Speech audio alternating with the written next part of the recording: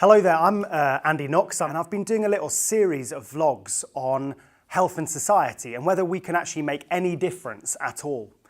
And the last two parts looked at that breakdown of economics and how we think about money and resource, and how we need to, as Kate Raworth talks about, create a world in which we are environmentally sustainable, but also socially just in terms of how we treat humanity. Now, that raises some huge questions for us, but they're things that we absolutely have to wrestle with as we go forward. The second thing is to do with politics with a small p, not about how we vote or all that kind of stuff, but how we relate together as people in society and how we face up to some of the issues that we're facing. The old ways perhaps aren't going to cut the mustard and get us to where we need to go, but it's about coming together as people with humility to say, maybe we don't know how to face into some of the issues we've got, but together we can do it. Now, I touched on previously how difficult it is for the health service to make a difference to most of the issues of health and well-being. That's very humbling for me as a doctor, because only 10% of anyone's health and well-being has anything to do with anything I can really help with.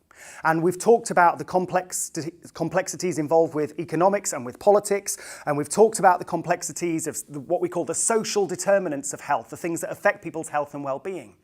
But do you know, about 40% of your personal health and well-being has to do with your own behavioural choices and the things that you eat, drink, do as a human being.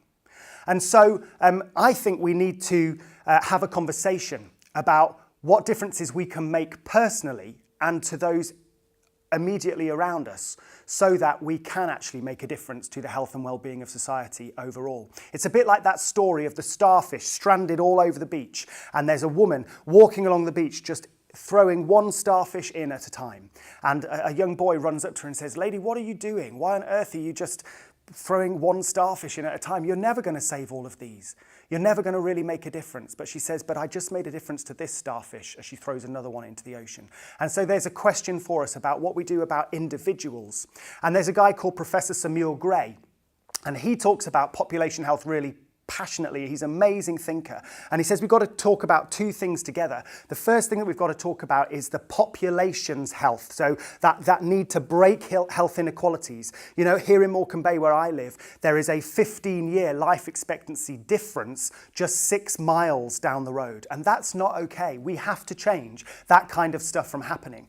But we also need to recognise that whilst we tackle health inequalities, we also need to make sure that every single person's health and well-being matters, so that each person can live life as fully as possible for them. Now, life is going to be different for different people. If you live with a genetic condition, or you have cerebral palsy, or you have a lifelong condition to live with, the full health in terms of physical health that you might achieve might be less than someone else. But we want the very best health for you, no matter who you are, and making sure that every individual matters.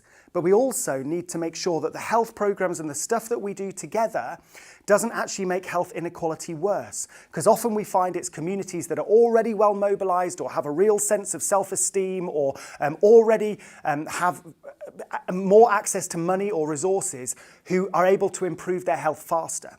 So when we talk about population health, we need to make sure that we close the gap between different areas so that actually everyone enjoys equal health, whilst we still passionately care about the individual health of different people. So let's not get stuck in the big picture stuff and feel like we're disempowered to change anything. Someone I get likened to quite a lot, partly because I'm short, I've got very short legs and hairy feet, is Samwise Gamgee, the Hobbit. In fact, some of my friends call me the stupid fat Hobbit. And Samwise says, I think, one of the best things that's ever been said. He says that it is really only small acts of love and kindness that change the world. And the reality is, it is the small things that we do every day, the small choices that we make about who we're going to be as people and how we're going to love on people around us, that actually changes the world.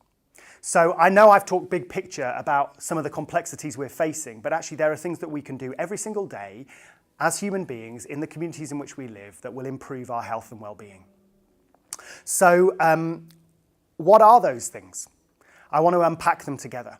there's a brilliant chap who has a BBC show called Dr. Chatterjee, and you can check out his website or you can see him on YouTube. And he's written a brilliant book recently called The 4 Pillars of the 4-Pillar Plan. And he basically talks about how we can look after our own health and well-being really well and just take some of that responsibility back and make some more positive choices. Now, it's a really easy read. I would recommend the book to you, The 4-Pillar Plan. But also, I just want to quickly say that they're pretty simple things. The first thing is to relax more. We are so stressed out. There is so much going on in our lives every day. The pressure, the speed at which we live, all the stuff. And actually, we're not very good at just carving out times for ourselves.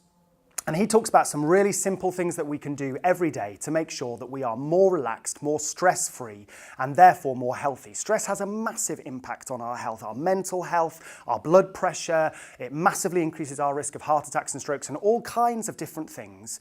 And actually making sure that we get time to ourselves, learning better breathing techniques and all kinds of different things we can do. Relaxing more. The second thing is making sure that we eat well. Now, I know that there is more choice available to some communities than others. And that's why I'm working with the Consumer Goods Forum in London and loads of massive supermarket chains like Tesco and Lidl and Sainsbury's and Asda and others around the table, and with manufacturers like Nestle and Danone and Mars and PepsiCo, to bring some challenge from the NHS and Public Health England and from Jamie Oliver's team and from other great charities like the guys in St Thomas's Charity in London to say, actually, you have an ethical responsibility about how much sugar and rubbish you're putting in our food and how you're stocking the shelves and how you're designing your supermarkets that actually cause us to eat more unhealthy food. Now, they as an industry have a massive amount of change to make, and they're on the ball of really trying to do that. It's going to be slow, it's going to be difficult, because actually they want to make a profit, and that's understandable because that's how business currently works. Whether it's sustainable in the economic model we talked about in the previous ones, I'm not sure, but we need to see a major change in the behaviour of supermarkets. So it's not okay for me that there are certain supermarkets that I can go to here in Morecambe Bay in the more deprived parts of our communities and have a very different shopping experience from that exact same supermarket chain in a more affluent area. It is not okay that certain communities are targeted with certain goods so that they make more profit, but actually those companies are not caring at all about the health and well-being of those communities. And that has to shift. And that's why I'm working with those companies to see a change in behaviour. And I think Jamie Oliver's bang on when he talks about Add Enough and making sure that we don't have adverts of junk food on in prime time TV that is changing the way kids think about food and what they're putting into their bodies. Because we're facing an obesity crisis and a malnutrition crisis at the same time. And we need kids to be able to feed and fuel their bodies with absolutely the best and the right stuff.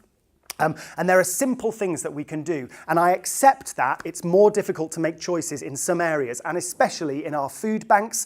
Unfortunately, the kind of food that often goes into those is very high in salt and sugar and various bits and pieces. And I'm really glad of the work of FareShare, trying to take goods that are not going to be sold in supermarkets, really healthy stuff, and making it available to the food banks so that people living in poverty can make really more positive choices as well. But there is a reality that what I buy and what I put into my own mouth is my responsibility. And there is something about the ridiculous amount of sugar that we're eating every day. And yes, there are challenges about to the breakfast cereal companies about how much sugar they pack in there and how they run breakfast clubs for kids, but then the kids are having massive sugar highs at the beginning of the day. There are some big things for us to think about what we're putting into our bodies, but some of it is our own personal choices, and we need to change it because obesity is on the rise so much here in the UK, and it leads to terrible things like cancer and diabetes, which we now spend £1 in every £9 in the NHS on. And that's not sustainable for the future. If we love our healthcare system, we're going to have to change the way that we're eating as a nation and make sure that we're taking more responsibility around that. And that is not an easy conversation to have. And I know lots of us have very complex relationships with food because we use it for maybe a comfort or because we've developed eating patterns over years, either because we have body self-esteem issues or because we've been through really traumatic experiences in childhood, but at some point, as we go through our journey of healing around those things, we need to develop healthy relationships with food, and we need to do that together as society. Now, Dr. Chatterjee makes some really great suggestions. He says that we should think about eating 5 to 7 different coloured vegetables every day, make sure that we're drinking plenty of water. He says 1.2 to 2 litres of water a day. I would say maybe a little bit more than that. But there are many great pieces of advice in that book, but just simple things we can do. Think about what you're putting in your trolley and what kind of problems you're causing to your body as a result. The third thing that he talks about is the need for us to move more. 10,000 steps a day. And that sounds impossible for many of us who sit at desks and have very, very crazy long hours that we work.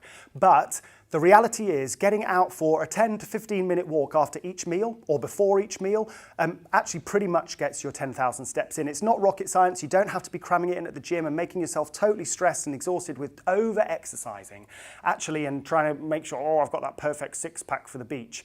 That's unachievable for most of us. The reality is that it's just about getting enough movement into our days and doing a bit of strength training and some stretching and some core strength, just in a way that doesn't kill us, that doesn't infect us. I'm really pushing for this to be part of the workplace. So I think, we've got the Run a Mile campaign going in many of our schools now, which is amazing, getting kids moving more. But actually, bosses should be making more time for people to have exercise during the day. And the reason is that when you exercise during your work day, you concentrate better, you have a better sickness record, you are more focused on your work, you get more out of your work, you are more happy and healthy and more creative. So getting exercise into the routine of your day is good for bosses and it's good for all of us who work.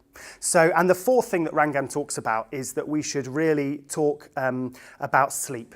Now, we're spending far too much time on screens, and there are some practical things that we should think about that are affecting our sleep, the amount of blue light that we're getting, particularly bedtime. Switch off your screens by 8:30 every night. You really don't need them to be on, especially Facebook or Twitter or any of the stuff on your iPad or phone. Switch those off. You can watch telly till a little bit later than that, but not much later. And try and have a whole day every week when you're not watching any screens at all. We need to develop healthier sleeping patterns. There are loads of things we can do, and there's loads more advice in the 4-pillar plan that you can pick up on. The other piece of advice that's absolutely brilliant out there is from the New Economics Foundation about the 5 ways to well-being. And again, you can look into this, but there are 5 things that we know keep us really healthy and well. The first thing is connect. 60% of us in the UK think that we are lonely and isolated, and it's the biggest killer. It's the biggest contributive factor to early death is loneliness and isolation. What does it mean for us to be good neighbours? How do we find relationships that really matter and that change us and love us and look after us? We've seen such a breakdown of relationship in our communities. We've seen such a breakdown of communities. What's our role and responsibility in restoring that, in rebuilding community? We found in Carnforth that just being part of a community choir or being part of a mental health cafe or in Morecambe building exercise groups, places where people can come together and just do things together that they weren't before, actually connecting communities back together, knit and natter groups, walking groups, whatever it may be. Find a place to reconnect with other human beings. It's partly why things like church and other religious groups can be such great places, even if you're exploring issues of faith or not. Creating those community hubs, those groups in which you have good contact with other human beings who care about you, who love you, and who care about what goes in your life is absolutely vital for us. The second thing that Neff talk about is be active, and we've already touched on that. The third thing is give, making sure that as people we take time to give to other people, whether that's through charitable giving or doing jobs for older ladies on the street or just carrying someone shopping.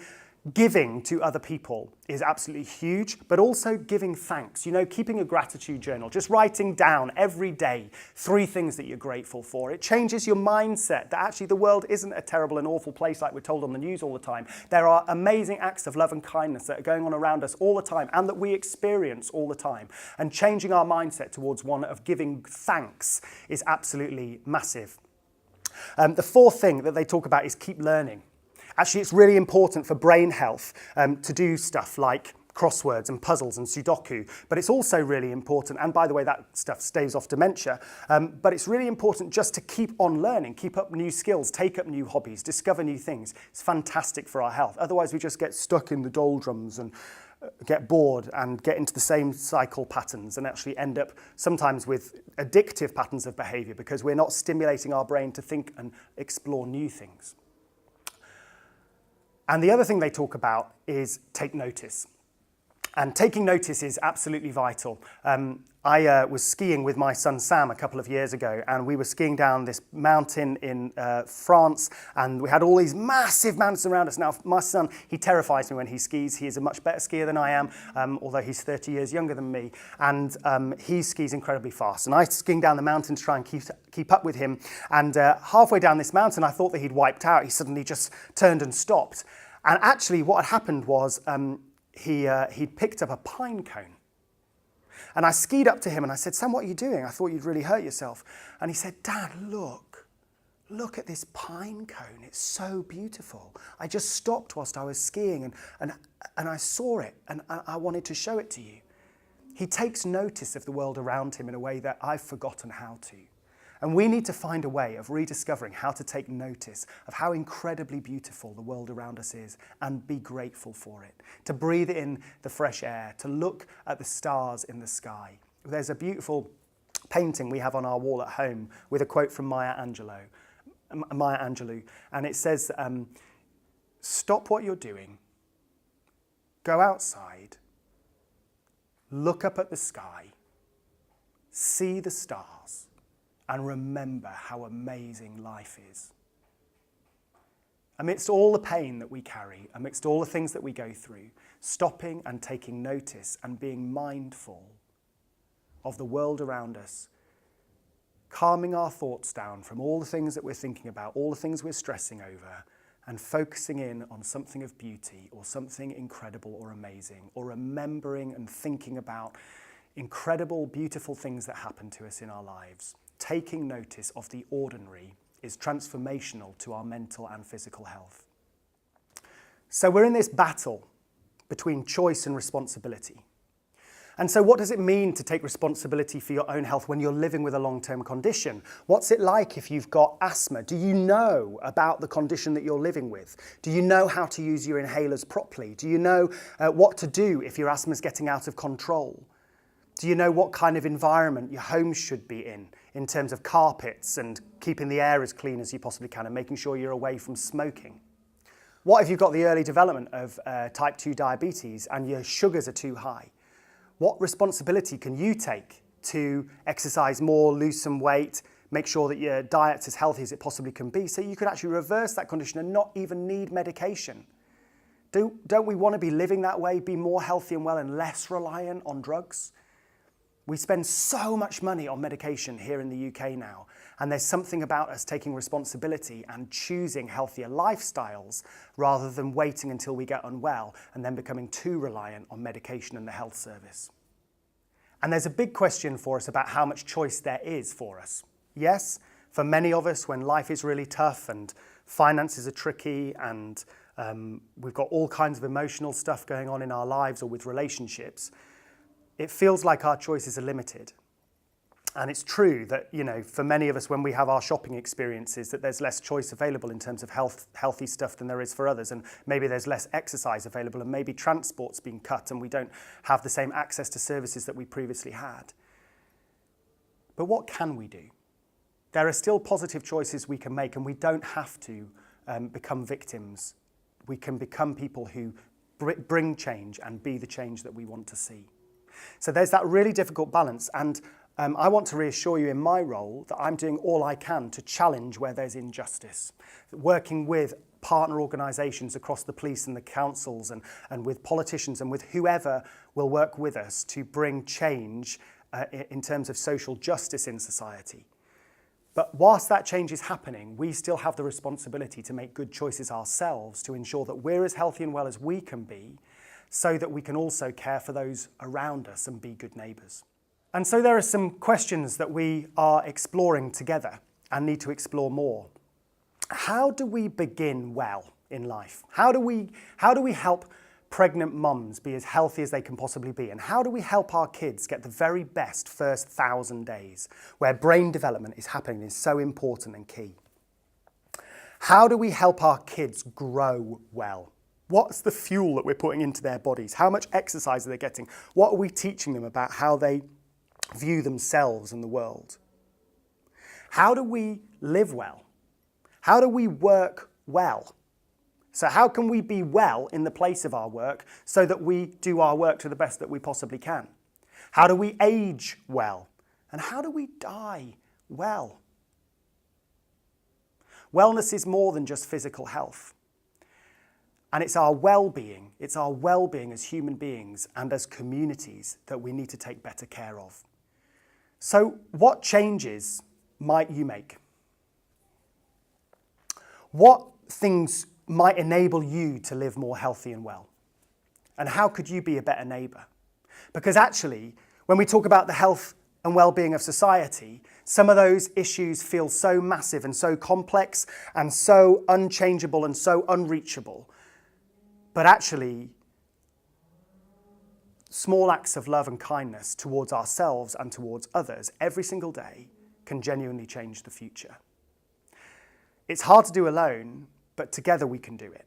We can do it when we begin to care about these issues, we begin to care about the wider health and care system, and we begin to care about how we build a future that is sustainable and socially just for humanity and good for the environment. There's some massive questions we're facing together. And yes, we need to look at the big picture stuff around economics and politics and social justice and all those kind of things.